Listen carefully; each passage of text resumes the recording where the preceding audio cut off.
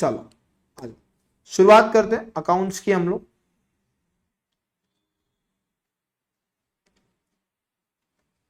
हमने कल अकाउंट्स में पढ़ना स्टार्ट किया था, पेपर पैटर्न देख लिया था।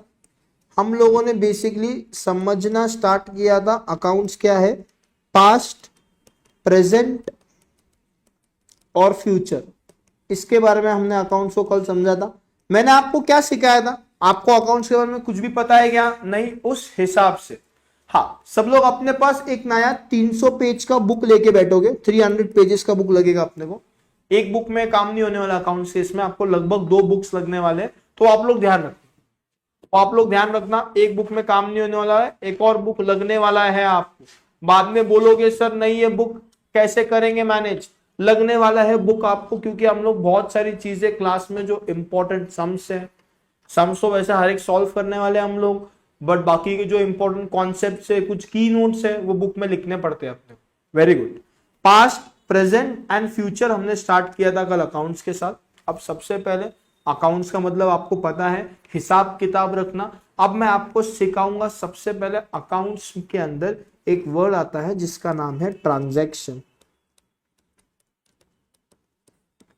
क्या बेटा आप सबको ये ट्रांजैक्शन वर्ड पता है क्या? मेरे को चैट बॉक्स में फटाफट से बताएंगे, क्या do you know transactions? Transactions क्या रहता है?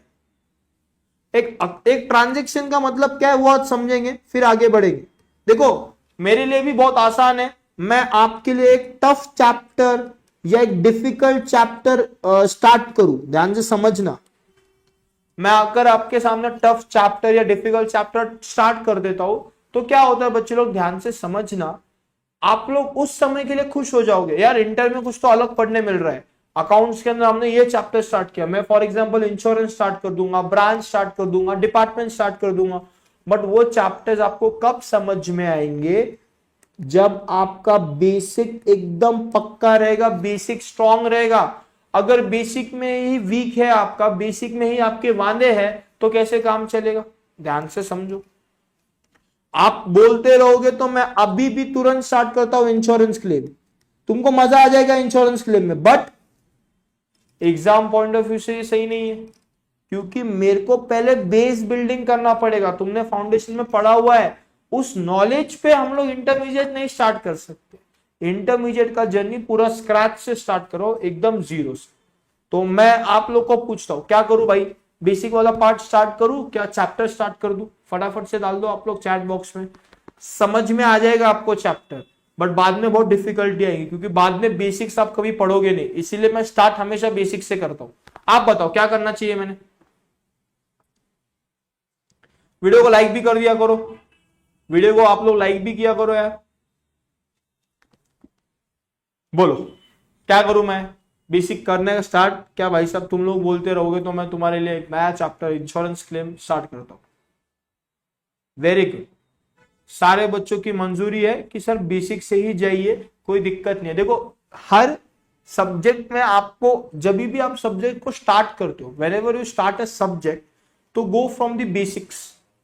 आपको ब्लैंक पेपर रहना है, तब जाके आप उस पर लिख पाओगे। मैंने आपको फर्स्ट लेक्चर में भी समझाया था, सेम वैसे ही बेसिक से जाना है। सर हमको कुछ एडवांस पढ़ना नहीं है, धीरे धीरे सब पढ़ेंगे ना, टाइम आने वाला है, हर चैप्टर का टाइम आने वाला है पढ़ने का। तो आपको इंटरेस्टिंग, आपको जरूर बोर होने वाला है, बेसिक में पढ़ा हुआ है यार ये तो पता है, बट अपने को इसको अच्छी तरीके से पढ़ना पड़ेगा। तो यार हम लोग स्टार्ट करते हैं। सबसे पहले एक वर्ड आया आपके सामने, ट्रांजैक्शन। आप में से बहुत लोगों ने, बच्चे लोगों ने स्क्रीन पे लिखा सर ह्यूमन एफर्ट्स। और क्या मतलब है ट्रांजैक्शन का? आप लोगों ने एकदम सही लिखा ह्यूमन एफर्ट्स। और भाई साहब क्या ट्रांजैक्शंस का मतलब क्या? मैं आपको डेफिनेशन लिख के दूंगा, तभी कॉन्फिडेंस आएगा। वेरी गुड आकाश, वेरी गुड बेटे, यहां पे ध्यान से समझो। ट्रांजैक्शन के अंदर आपने एक वर्ड यूज किया ह्यूमन एफर्ट्स। ट्रांजैक्शन के अंदर एक और इंपॉर्टेंट चीज है जो आपको याद रखना चाहिए, ये मनी के रिगार्डिंग होना चाहिए। इसको हम मनी में क्या कर सकते हैं? तोल सकते हैं, मनी में मेजर कर सकते हैं, उसको हम ट्रांजैक्शन बोलेंगे। ट्रांजैक्शन के अंदर एक और इंपॉर्टेंट पॉइंट है, क्या आप खुद से ट्रांजैक्शन कर सकते हो? यस और नो, फटाफट से बताएंगे। आप लोग क्या खुद से ट्रांजैक्शन कर सकते हो? यस और नो, लाइव वाली जनता फटाफट से बताओ, क्या आप खुद से ट्रांजैक्शन कर सकते हो? Happening event. Okay okay okay, मैं आपको पूछ रहा हूं कि आप खुद से ट्रांजैक्शन कर सकते हो, यस और नो? फटाफट से बता दो।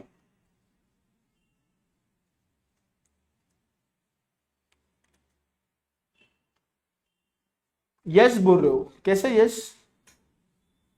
भाई साहब खुद से ट्रांजैक्शन नहीं कर सकते हो, at least two parties are required for a transaction.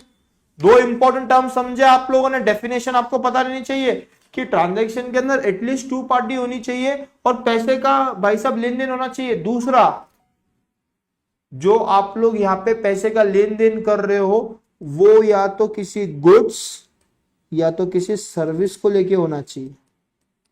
Goods या तो किसको रहना चाहिए? सर्विस को रहना चाहिए। दूसरा, एक लास्ट इंपॉर्टेंट पॉइंट, ये आपका फाइनेंशियल पोजीशन पे इंपैक्ट लेके आएगा, उसको चेंज करेगा।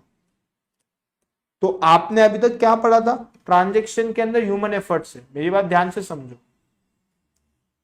मेरी बात ध्यान से समझो। आपने एकदम सही बोला सर, ट्रांजैक्शन के अंदर ह्यूमन एफर्ट्स है, बट अभी इंटर के हिसाब से मैं आपको बता रहा हूं क्या एक जरूरी चीज है, at least two parties are required, money is required, goods और सर्विस इज रिक्वायर्ड, और जिससे आपका फाइनेंशियल पोजीशन चेंज होएगा उसको हम लोग एक ट्रांजैक्शन बोलेंगे।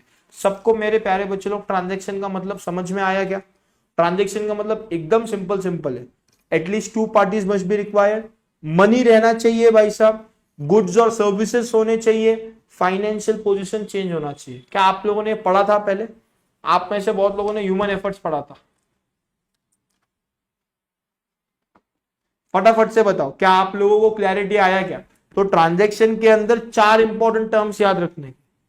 ट्रांजैक्शन के अंदर there must be at least two parties, money का एक्सचेंज होना चाहिए, वो जो मॉनेटरी एक्सचेंज कर रहे हैं हम लोग, जो मनी का एक्सचेंज कर रहे हैं वो किसी गुड्स या तो किसी सर्विस के लिए होना चाहिए, और वो फाइनेंशियल पोजीशन को चेंज कर सकता है। समझ में आया क्या? लाइव वालों, ये ट्रांजैक्शन का मतलब है। जो बच्चे लोग अगर डायरेक्ट एंट्री से आते रहेंगे या तो जो बच्चे साइंस से अभी एंटर किए रहेंगे सीएमए के अंदर, तो आपके लिए बहुत इंपॉर्टेंट चीज है। हाँ हाँ लिखना है, इसको लिखना है। मैं एक काम करता हूं, इसको ठीक से लिख के देता हूं, ऐसा ही लिख दो ना, अच्छा तो है। ट्रांजैक्शन के अंदर चार, at least two parties, money must be involve,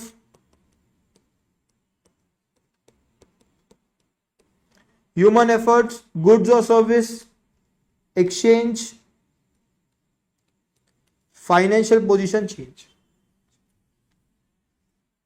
क्या ट्रांजैक्शन की डेफिनेशन पहले ये मालूम थी आपको? मेरे को बता दो आप चैट बॉक्स में, क्या आपको पहले पता था क्या ये चार चीजें इंपॉर्टेंट है? आप लोग ट्रांजैक्शन के अंदर सिंपल बोलोगे कि लेन देन होना चाहिए। भाई साहब टेक्निकल डेफिनेशन का क्या?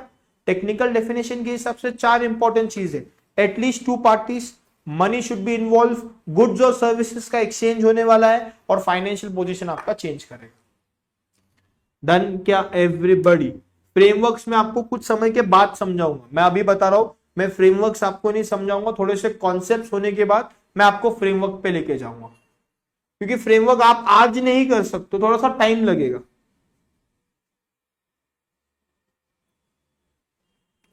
अभी ये ट्रांजैक्शन तो हो गया, एक और वर्ड आता है आपके जीवन में, इवेंट। क्या पता आपको इवेंट पता है? इवेंट का मतलब आप लोग बोलते हो आउटकम या तो रिजल्ट, आउटकम या तो रिजल्ट।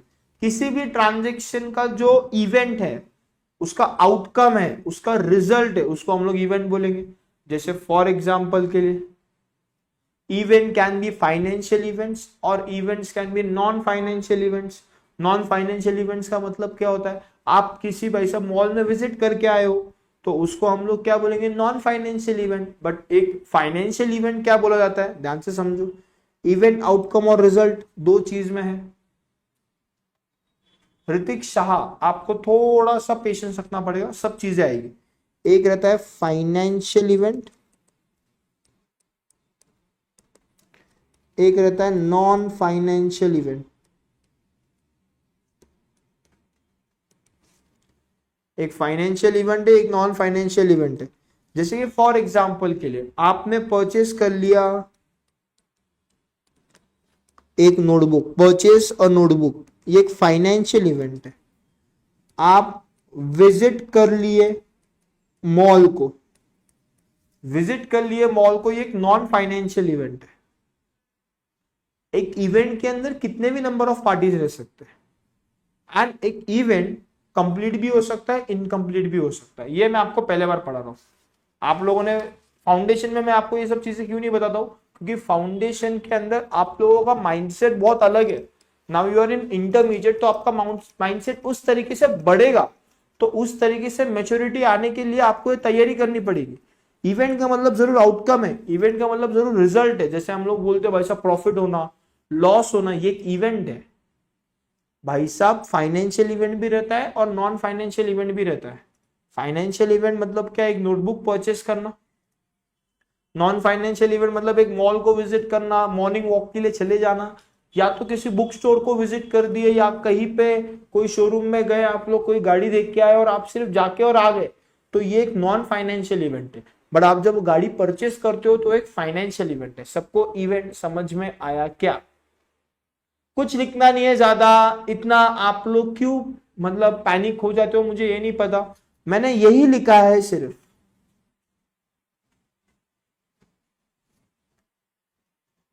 इवेंट के बारे में लिख के ले लो फटाफट से। इवेंट समझा है क्या? ट्रांजैक्शन और इवेंट समझा रहा हूं मैं, ट्रांजैक्शन और इवेंट समझा रहा हूं। बाकी धीरे धीरे बहुत सारी चीजें समझेंगे, थोड़ा सा वेट करना पड़ेगा ट्रांजैक्शन और इवेंट के बारे में, और आगे और बहुत सारी चीजें आने वाली है। तुरंत नहीं होने वाला है सब चीजें, कुछ चीजों को टाइम लगेगा, तो टाइम लगने दो उसको। वेरी गुड, मैंने ट्रांजैक्शन समझा दिया और मैंने आपको इवेंट समझा दिया। क्या मैं आपको बोलता हूं, क्या ऑल ट्रांजैक्शंस आर इवेंट? आप बोल दो यस और नो। क्या ऑल इवेंट्स आर ट्रांजैक्शंस?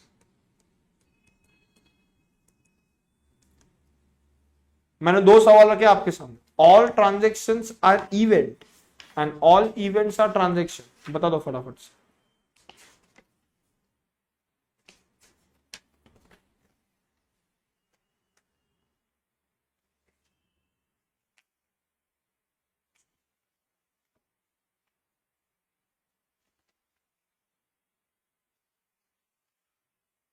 दो आंसर है, फर्स्ट सेकंड, दोनों का आंसर डाल दो मेरे को। All transactions are event, first one is correct, मतलब यहां पे यस बोल रहे हो, very good. All events are transaction, no. तो ये पॉइंट आप लिख के लो, नोट डाउन करो, इवेंट के बारे में, ट्रांजेक्शन के बारे में लिख के लो फटाफट से। पहला वाला यस है, दूसरा वाला इनकरेक्ट है। इवेंट आपको समझा, आउटकम या तो रिजल्ट। दो प्रकार के इवेंट रह सकते हैं, एक फाइनेंशियल एक नॉन फाइनेंशियल। सारे ट्रांजेक्शन इवेंट है, बट सारे इवेंट्स ट्रांजेक्शन नहीं रह सकते हैं। वेरी गुड, ट्रू और फॉल्स, वेरी गुड। पहला वाला ट्रू, दूसरा वाला फॉल्स, क्योंकि एग्जाम में आपको एमसीक्यू आता है, तो ये पॉइंट आपको याद रखना पड़ेगा, नहीं तो काम कैसे चलेगा। समझ में आया क्या? अरे पक्का जनता समझ में आया क्या? अब मैं चलता हूं थोड़ा सा आगे, फ्रेमवर्क्स वाला पार्ट कुछ देर के बाद समझेंगे। GAAP generally accepted accounting principles कुछ देर के बाद देखेंगे। मेरे को ट्रांजैक्शन और इवेंट के बाद आपके साथ शुरुआत करना है आज। फ्रेमवर्क वाला पार्ट में कवर कराऊंगा। क्यों फ्रेमवर्क वाला पार्ट सर आप फाउंडेशन में बाद में कराते हो, इंटर में बाद में कराते हो? क्योंकि थोड़ा सा बेस बिल्डिंग होना चाहिए।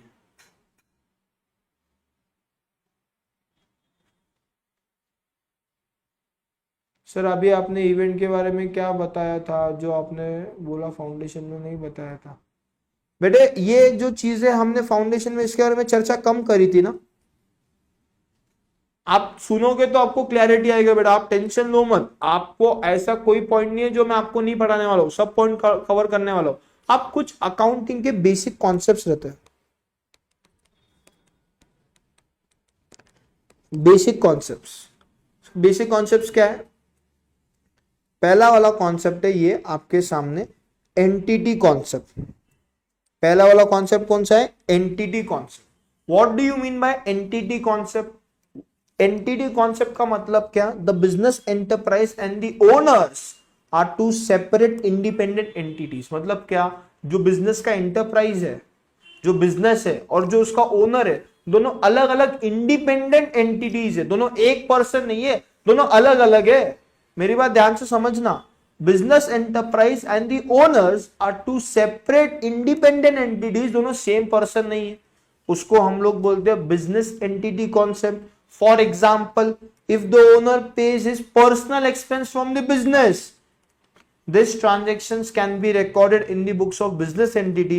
This transaction will take the cash out of the business but also reduce the obligation of the business towards the owner. Sir नहीं समझा, बहुत इंग्लिश है, थोड़ा सा इसको अलग इसमें समझाओ, ध्यान से समझो। ओनर अलग, बिजनेस अलग। अब ध्यान से समझना, कुछ बच्चों के मन में थोड़ा सा मिसकंसेप्शन रहता है, ध्यान से बेटा समझो। मैंने क्या बोला? ओनर अलग, बिजनेस अलग। तो बच्चे बोलते हैं ओनर के पर्सनल ट्रांजैक्शन बुक्स में नहीं आएंगे। क्या बोलते? ओनर के पर्सनल ट्रांजैक्शन बुक्स में नहीं आएंगे।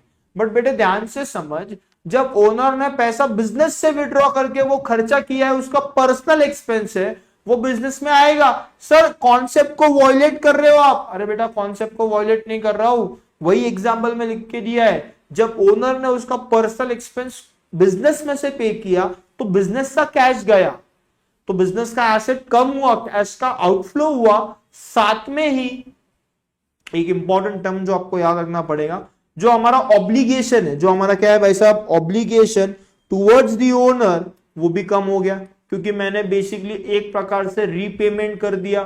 तो जब आपका ड्रॉइंग्स आता है ना, ड्रॉइंग्स एक प्रकार से रीपेमेंट ऑफ कैपिटल है।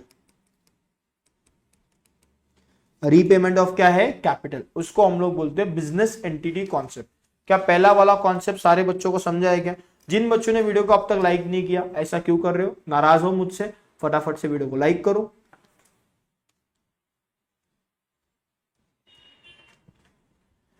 फटाफट से लाइक करो। पहला कॉन्सेप्ट हो गया अपना business entity concept. Owner and business are two separate independent entities. We have to record the transaction from the point of view of business, but कभी कभी उसके पर्सनल ट्रांजैक्शंस भी आने वाले, जैसे उसने पैसा विड्रॉ किया, गुड्स विड्रॉ किया, वो यहाँ पे आप लोग रिकॉर्ड करने वाले हैं। इसके वजह से एक चीज का निर्माण होता है आपके जीवन में, जिसका नाम है कैपिटल। जिसका नाम क्या है? Capital. We record capital due to which concept? Business entity concept. Very good. अगला वाला है गोइंग कंसर्न। अगला वाला क्या है? Going concern. What do you mean by going concern? Accounting assume that the business will continue to operate for a longer period of time in future. इसका मतलब क्या? बिजनेस क्या लंबे समय तक चलने वाला है, क्या शॉर्ट टर्म के लिए चलने वाला है? फटाफट से बताओ। आप जब बिजनेस चलाते हो, शॉर्ट टर्म के लिए चलाते हो क्या लॉन्ग टर्म के लिए चलाते हो? फटाफट से बता दो एक बार।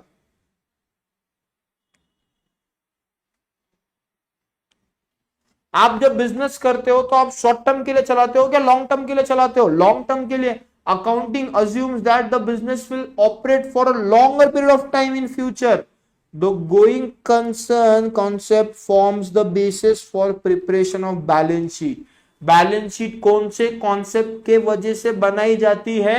गोइंग कंसर्न के वजह से बनाई जाती है, क्योंकि बिजनेस कभी बंद होने वाला नहीं है, लॉन्ग टर्म है। ओनर रहे या नहीं रहे, बिजनेस चलते रहने वाला है, यही पॉइंट है। मेंबर्स में कम, मेंबर्स में go, but the business will never end. एकदम सही है, कंपनीज एक्ट के हिसाब से बता रहे हो आप, ध्यान से समझना। एक कंपनी है,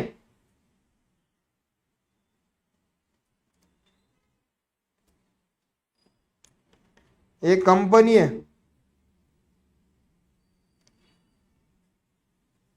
रिलायंस इंडस्ट्रीज। पता है क्या आपको इस कंपनी के बारे में? रिलायंस इंडस्ट्रीज पता है आपको? छोटी मोटी कंपनी के, बहुत बड़ी कंपनी है, बहुत बड़ी कंपनी है ये। बेटा ध्यान से समझो, कब है कंपनी फाउंड? कब है कंपनी फाउंड? ध्यान से समझो। Founded in the year 1958। How many years ago? 67 years ago. Founded by Dhirubhai Ambani. क्या धीरूभाई अंबानी अभी रहे क्या? नहीं। फिर भी क्या ये कंपनी चल रही है क्या? हाँ, अभी यहाँ पे इसको चलाने वाले व्यक्ति है मुकेश अंबानी। प्रोडक्ट्स देख लो आप भाई साहब, ये छोटे मोटे प्रोडक्ट में काम नहीं करता। Petroleum, gas, chemical, petrochemical, oil refining, retail, telecommunication, media, entertainment, हर जगह पे है। तो ये लोग कौन सा कंसर्न फॉलो करते हैं? Going concern. कौन सा फॉलो करते हैं? Going concern. इनका बिजनेस का लाइफ क्या है भाई साहब? इनफाइनाइट है। जो फाउंडर मेंबर था वो अब नहीं रहे, फिर भी बिजनेस चल रहा है। तो ये कौन सा कॉन्सेप्ट है? Going concern concept. एक और इंपॉर्टेंट चीज, एक और कंपनी है तुम अच्छी तरीके से पहचानते हो,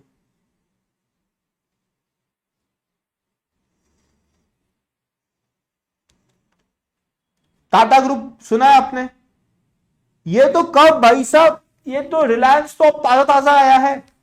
रिलायंस तो अभी आया है, मतलब इसको 70 ईयर्स के आसपास हो गए रिलायंस को। मैं कम ही हुए, मैं 70 ईयर्स बोल रहा हूं। टाटा तो देखो कब आया था, 1968 को आया था। फाउंडेड 157 ईयर्स अगो, मतलब 157 साल पहले टाटा आई थी। टाटा बनाया किसने था? Founder bye Jamshed ji Tata. अब वो कौन चला रहा था?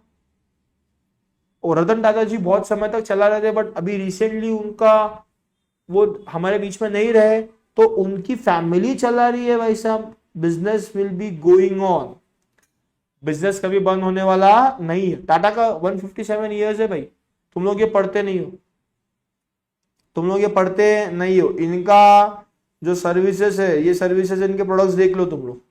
टाटा बहुत खतरनाक है। ऑटोमोटिव में है, केमिकल में, डिफेंस में, इलेक्ट्रॉनिक्स में, एफएमसीजी में है, ज्वेलरी में, होम अप्लायंस में, स्टील में। सर्विसेज की तो बात ही मत करो। एयरलाइंस, एयरलाइंस मालूम है तुमको? एयर इंडिया रिसेंट वाला केस तुमको मालूम रहेगा। ये electric power, finance, hospitality, hotels. कौन से होटल्स है इसके? जरा देख लेता हूं मैं। छोटे मोटे होटल नहीं है इसके, बहुत बड़े बड़े होटल है। मतलब मैं आपको बताऊं टाटा के बारे में, बड़े बड़े होटल से देखो, लंदन, अलग अलग लग्जरी होटल है जो वो लोग ओन करते हैं। मतलब ये देखो, यूनाइटेड स्टेट्स में 2011-12 में एवरेज रूम पर होटल 93 रूम्स।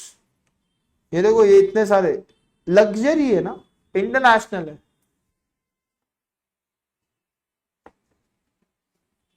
ताज होटल तुमको पता है? ताज तुमको पता है? हाँ, तुम लोग ताज को यूज टू है ना। तुम लोग को ताज सुना है? तुमने ताज सुना है? FMCG, fast moving consumer goods.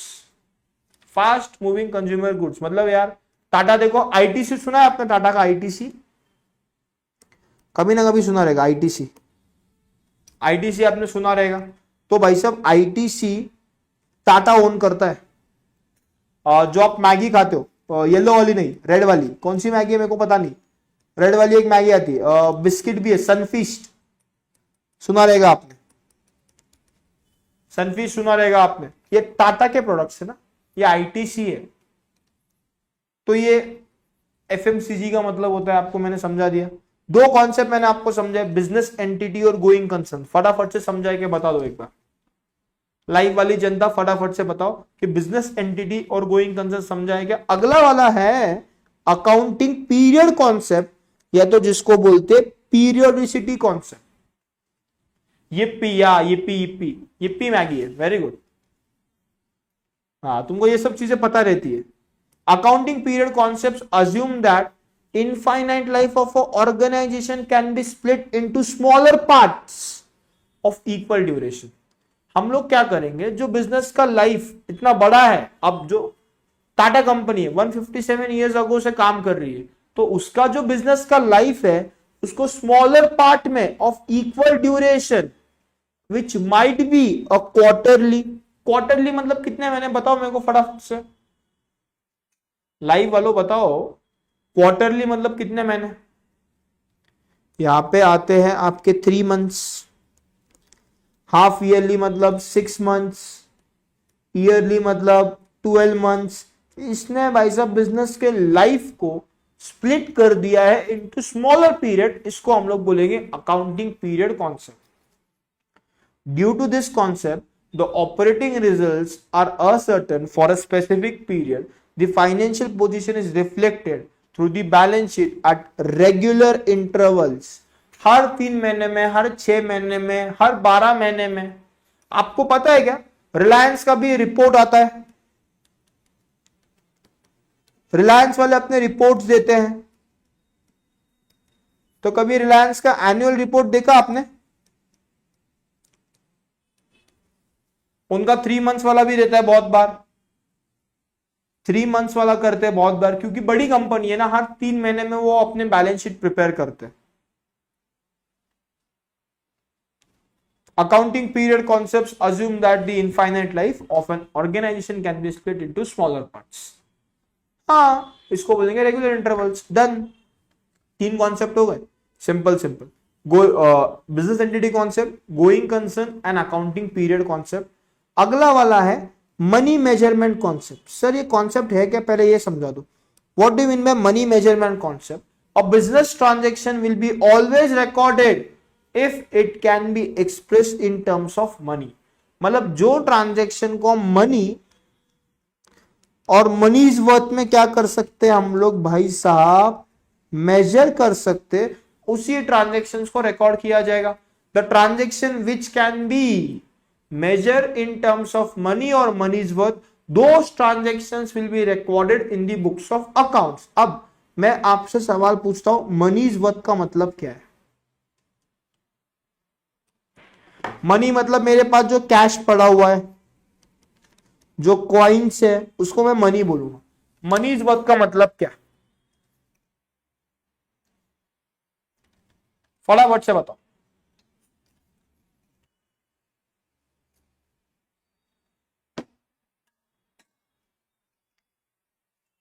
मनीज worth का मतलब क्या?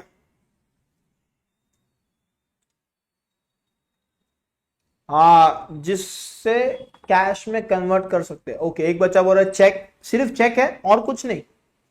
सिर्फ चेक बोल रहे हो, सब लोग चेक बोल रहे हो, सिर्फ आपको एक ही पता है मनीज वर्थ। ऐसा क्यों कर रहे हो? मनीज वर्थ सिर्फ चेक थोड़ी है, और भी बहुत सारी चीजें है। Very good. मनीज वर्थ के अंदर क्या क्या आता है बेटे? चेक आता है,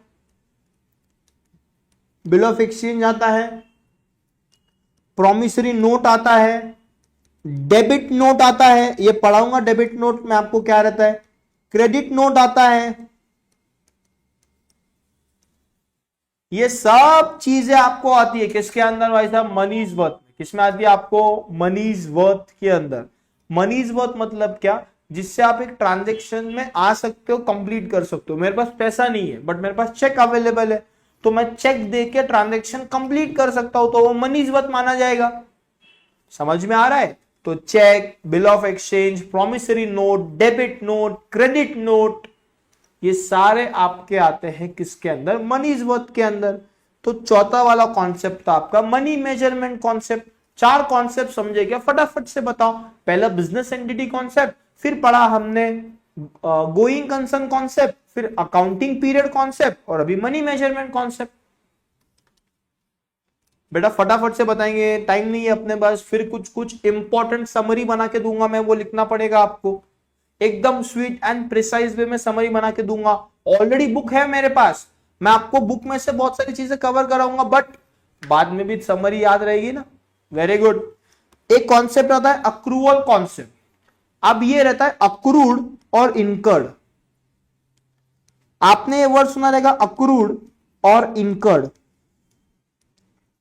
बताओ क्या मतलब है अक्रूड का और क्या मतलब है इनकर्ड का? मैं आपसे जानना चाहता हूं।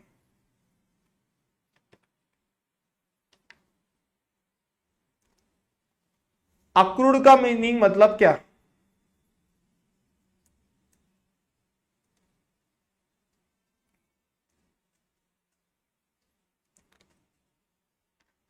What do you mean bye accrued?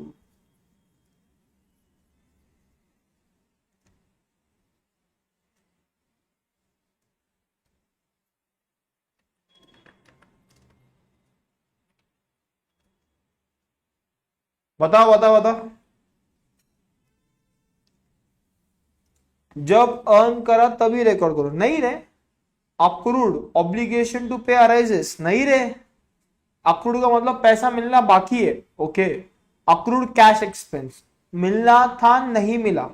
Okay, very good Poonam. Accrued, काम कर दिया पैसा नहीं मिला, वेरी गुड।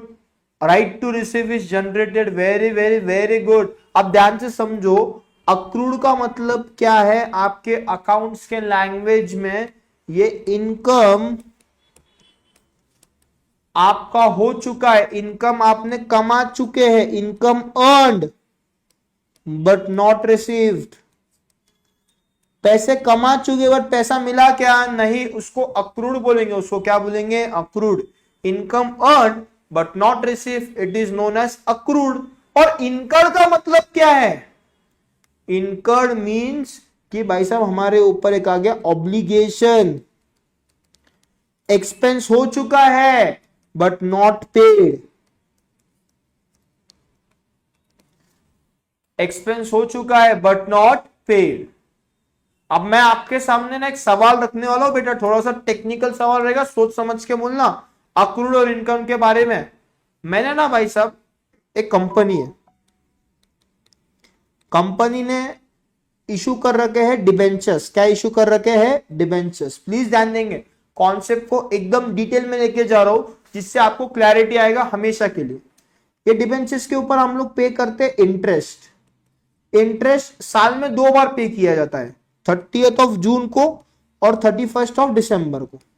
मतलब हर 6 महीने में हमने इंटरेस्ट पे करने का ये रखा हुआ है, डील रखा हुआ है, कॉन्ट्रैक्ट हुआ है हमारा कि हर 6 महीने में, एक 30th ऑफ जून को, एक 31st ऑफ दिसंबर को आपके जो डिबेंचर होल्डर है उनको इंटरेस्ट मिलेगा। उनको क्या मिलेगा बेटा, इंटरेस्ट। प्लीज यहां पे ध्यान से सुनना, उनको क्या मिलेगा, इंटरेस्ट मिलेगा। मैं आपको एकदम अच्छे तरीके से कॉन्सेप्ट बिल्ड कर रहा हूं, प्लीज यहां पे ध्यान दो।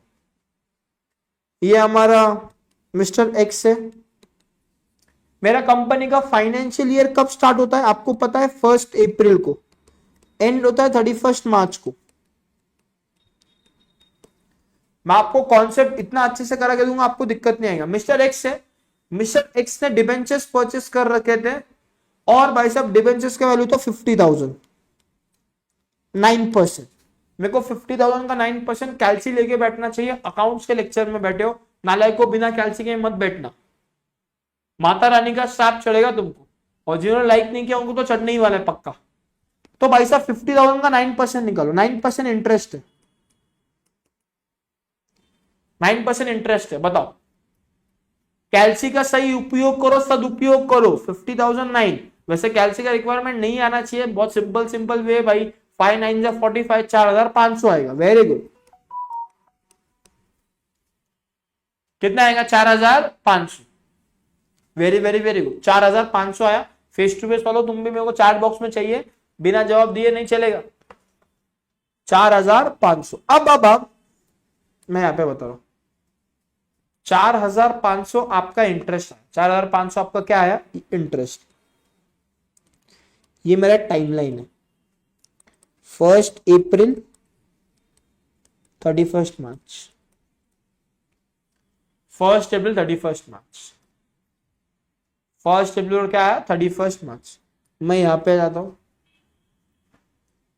मैं यहां पे आता हूं, 30th of June, 31st of December. क्या ये पूरे साल का इंटरेस्ट है, यस। क्या ये मेरे पूरे साल का इंटरेस्ट है, हाँ। 6 महीने का निकालो जरा बेटा इंटरेस्ट, 6 मंथ का कितना होगा, डिवाइड बाय 2 करो ना, 2,250 होना चाहिए। 2,000 कितना होना चाहिए, 250, 2,250 यहाँ पे, 2,250 यहाँ पे पे करूंगा, हाँ या ना। कॉन्सेप्ट इतने अच्छे से समझेंगे आप बोलेंगे सर मजा आ गया। अब मेरी बात ध्यान से सुनना, सुन के जवाब देना। आपने बोला सर 2,250 30th ऑफ जून को मिलेगा, 31st ऑफ दिसंबर को 2,250 मिलेगा। 1 अप्रैल के पहले क्या आता, 31 मार्च। इस दिन पे मेरे बुक्स ऑफ अकाउंट्स क्लोज हो गए।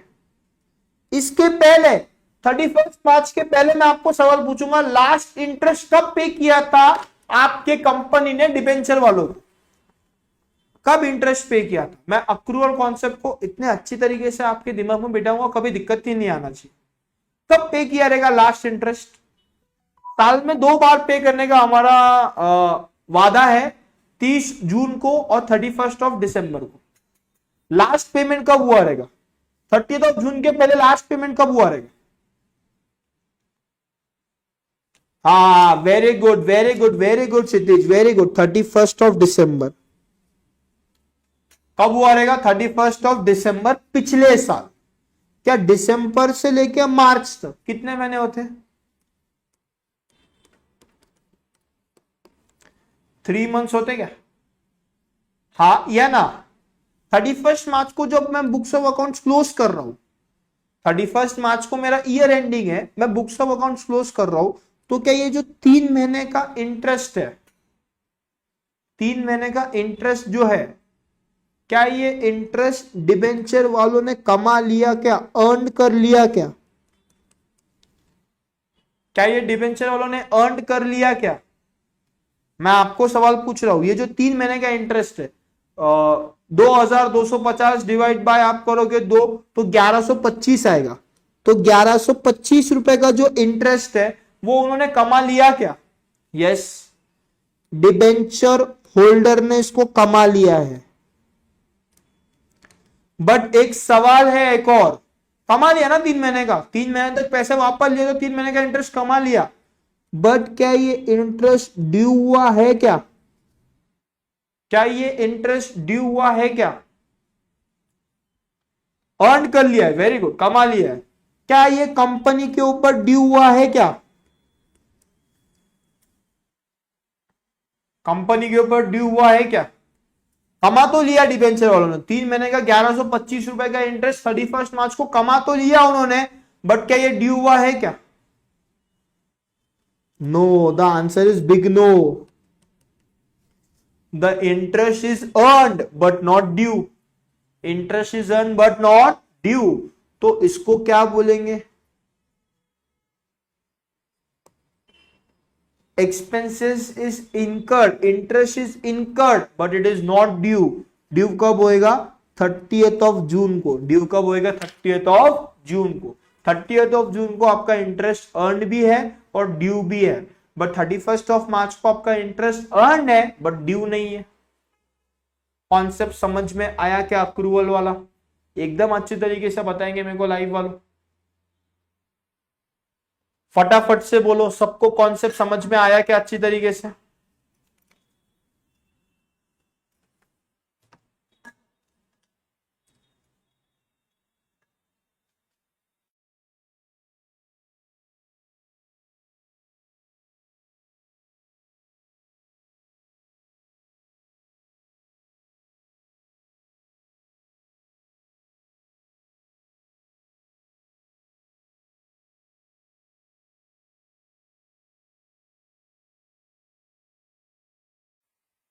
समझा क्या रे concept?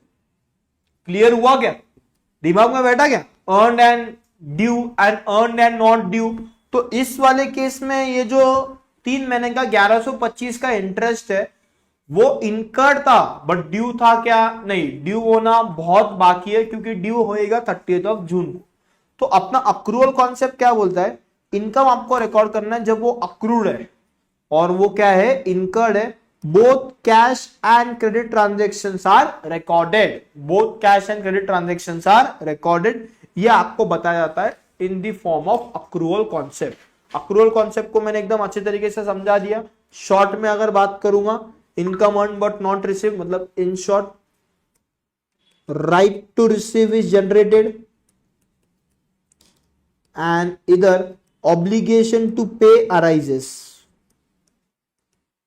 Obligation to pay arises. ऊपर वाला right to receive is generated and obligation to pay arises, नीचे वाला आपका पॉइंट आएगा। अभी एक आता है डुअल एस्पेक्ट कॉन्सेप्ट। एक क्या आता है आपका? Dual aspect concept. What do you mean bye dual aspect concept? क्या मतलब है इसे डुअल एस्पेक्ट कॉन्सेप्ट का? अरे डुअल एस्पेक्ट कॉन्सेप्ट आपको बोलता है कि हर एक ट्रांजैक्शन के आपके जीवन में 2 एस्पेक्ट रहेंगे। क्या एस्पेक्ट रहेंगे? 2 एस्पेक्ट रहेंगे। एग्जाम्पल के लिए समझो मेरी बात ध्यान से। आप लोगों को लेनी है गाड़ी। आपको क्या लेनी है? गाड़ी। You want to take a car. आपको एक लेने की गाड़ी। आपको क्या लेनी है, एक गाड़ी लेनी है, तो आपको सामने वाले को क्या देना पड़ेगा, पैसा, मनी।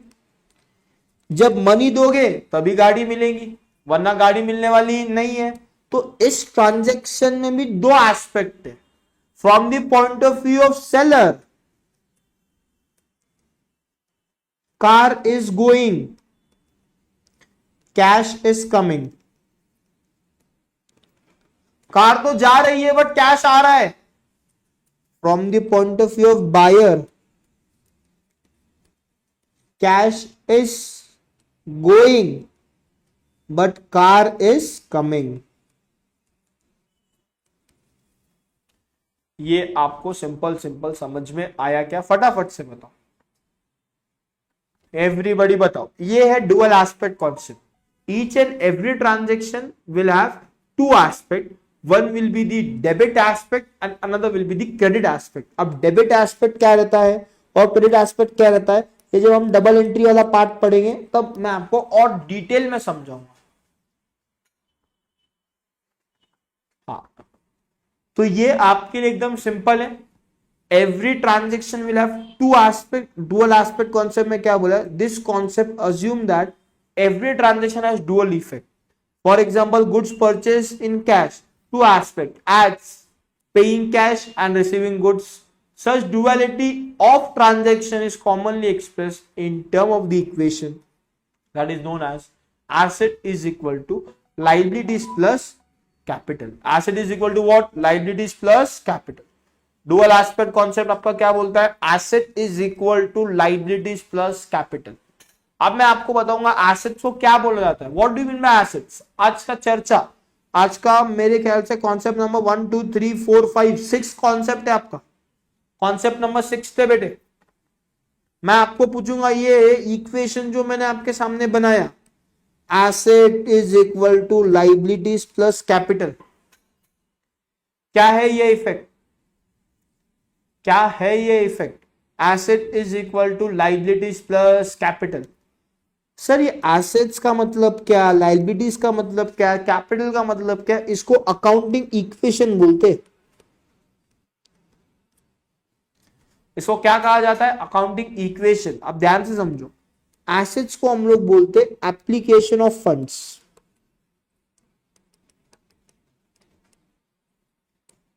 लाइबिलिटीज को मैं कहा जाता हूं सोर्सेस ऑफ फंड्स, और कैपिटल को भी कहा जाता है सोर्सेस ऑफ फंड। पैसा कहां से आएगा और पैसा कहां पे जाएगा। तो एप्लीकेशन ऑफ फंड्स मतलब क्या, पैसा कहां कहां पे चला गया। सोर्सेस ऑफ फंड मतलब क्या, पैसा कहां कहां से आया। जैसे कि आप लोग बहुत बार करते हो, आप लोगों को मैंने अगर बोला अकाउंटिंग इक्वेशन बना के दो तो आप बनाने में एक्सपर्ट हो, इक्वेशन बनाने में एक्सपर्ट हो, बट आपको उसका लॉजिक नहीं पता है। ध्यान से समझो, अब ओनर कैश लेके आया बिजनेस के अंदर, तो कैश आपके लिए एसेट क्यों बनता है, क्योंकि वो कैश बिजनेस के अंदर आया। अब वो कैश आने के बाद आपको ये कैश कौन लेके आया, कैपिटल, तो वो सोर्स ऑफ फंड हुआ। अब पैसा आने के बाद हम उसको अलग अलग वे में, कभी बिल्डिंग परचेस करो, कभी आप फर्नीचर परचेस करो, कभी कोई और इक्विपमेंट परचेस करो, तो ये मेरा एप्लीकेशन ऑफ फंड हुआ। ये क्या हुआ, मेरा application of fund. Accounting equation के बारे में समझ भी करने वाले हैं, बट आज नहीं बाद में। तो एक बात याद रखना कि ये जो asset is equal to liabilities plus capital वाला कॉन्सेप्ट आया है, वो कौन से कॉन्सेप्ट की वजह से आया है, डुअल एस्पेक्ट कॉन्सेप्ट के वजह से आया। किसके वजह से आया बेटे, डुअल एस्पेक्ट कॉन्सेप्ट। समझ में आया क्या लाइव वालों।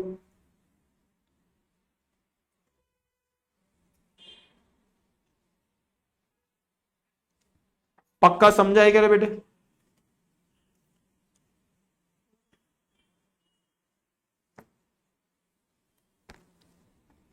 पक्का सबको समझ में आया, वेरी वेरी वेरी गुड। अब डुअल एस्पेक्ट कॉन्सेप्ट आपका खत्म हो गया। अब अगला कॉन्सेप्ट आता है मैचिंग कॉन्सेप्ट। इसको एक और नाम दिया जाता है अपने अकाउंट्स में, इसको बोला जाता है revenue matching concept, RMC. Raw material consume नहीं है आरएमसी, रेवेन्यू मैचिंग कॉन्सेप्ट है, वरना इसको बोलेंगे रॉ मटेरियल कंज्यूम, नहीं, revenue matching concept, RMC. Revenue matching concept क्या है भाई साहब, ये कॉन्सेप्ट के बारे में चर्चा करेंगे और इसके बारे में समझेंगे।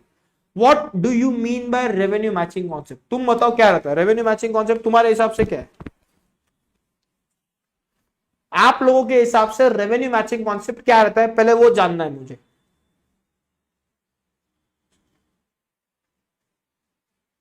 लड्डा जी क्या हो गया आज का, मुझे ये नहीं समझ में आया, क्यों हो गया आज का? इतने जल्दी आप लोग थक जाओगे तो कैसे काम चलेगा? इनिंग लंबी है, टेस्ट मैच के प्लेयर बनो, टेस्ट मैच के। डोंट बी, अभी तो T20 में भी तुम लोग का टिकना पॉसिबल है, तो तुम लोग थोड़ा सा लंबा इनिंग के बारे में सोचा करो ना। तुम लोग तुरंत थक जाते हैं यार, ऐसा नहीं होना चाहिए।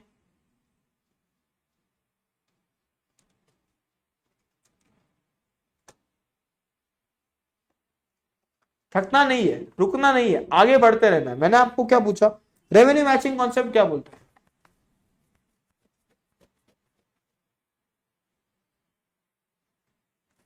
Revenue is equal to expense.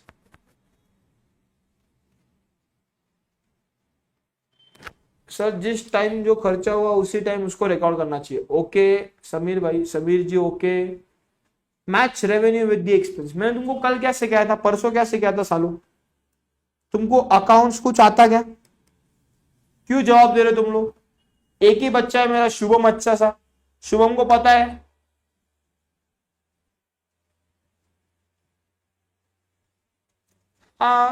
सताते हैं मुझे ऐसा। मैंने क्या बोला तुमको, अकाउंट्स कुछ भी आता है क्या? तुम क्यों जवाब देते हो नहीं आता है बोलना?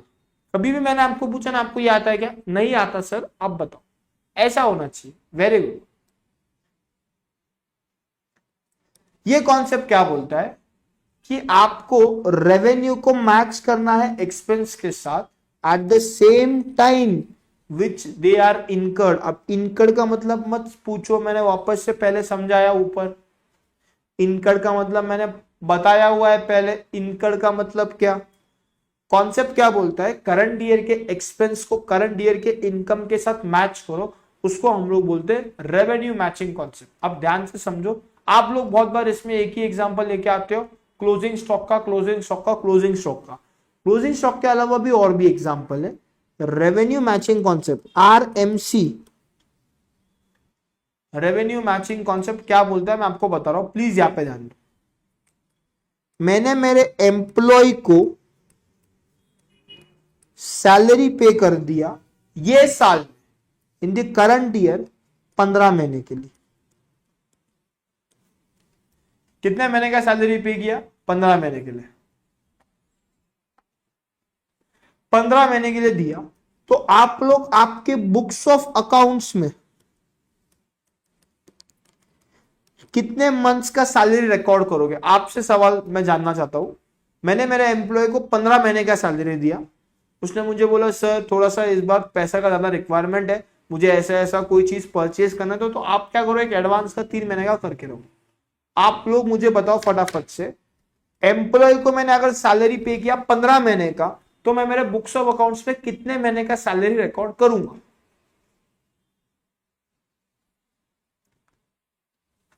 जवाब एकदम सही दे रहे हो तुम लोग।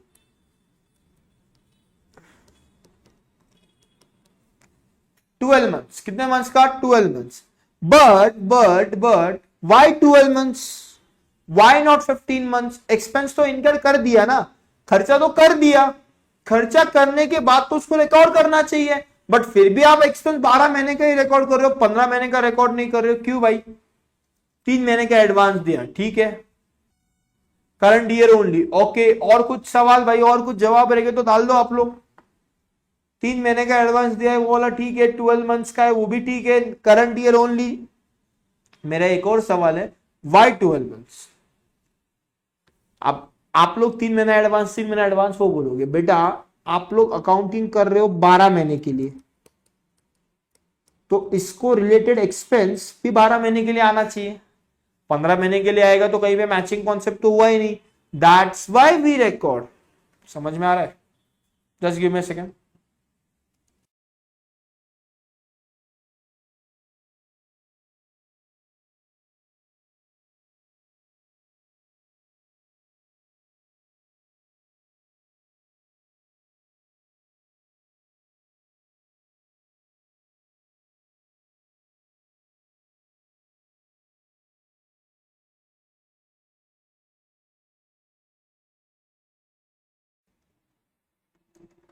समझ में आया क्या?